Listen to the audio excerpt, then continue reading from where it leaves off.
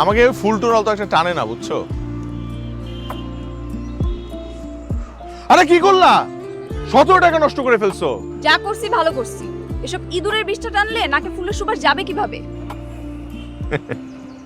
আচ্ছা শুনো না, একটা ইম্পর্টেন্ট কথা আছে। তোমাকে এখানে আনার পেছনে একটা ইম্পর্টেন্ট রিজন আছে। সেটা করার ওটা আমি করতেছি, দেখতাছি। তুই শুধু আমাদের কন্ট্যাক্টের বিষয়টা মাথায় রাখিস। মামা, তাহলে ওই কথা রইলো, আপনি একটু দেখেন জিনিসটা, বুঝেন না?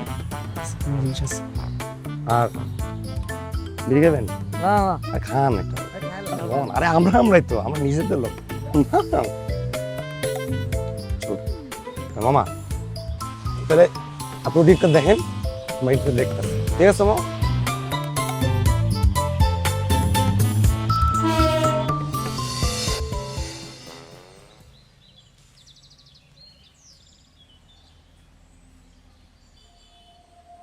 This is the place. শহরে এত সুন্দর সুন্দর জায়গা থাকতে এই জায়গাটা তোমার সবচেয়ে ফেভারিট কেন? শুধু ফেভারিট না, এটা আমার জন্য একটু শান্তি।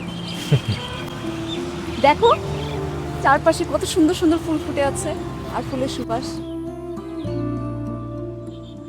মনটাই ভালো হয়। আমাকে ফুল টোরাল তো একটা টানে না, বুঝছো?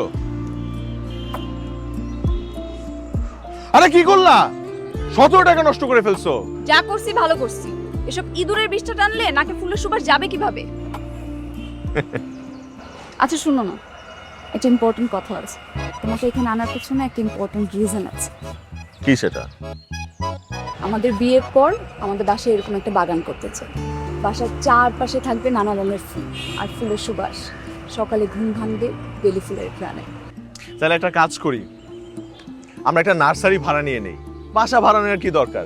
চুপ করো তো, তুমি ইন্টেরিয়র ডিজাইনিং এর কি বুঝবা? সারা জীবন তো কাটাইছো ডেবিট ক্রেডিট হিসাব করে। আচ্ছা তোমার সাথে একটা টপ সিক্রেট শেয়ার করি। করো। বেলি আর অর্কিড হচ্ছে আমার প্রিয় ফুল। এটা দিয়ে শুধু আমাকে গলানো যায় না, কিডন্যাপও করা যায়। তাই নাকি?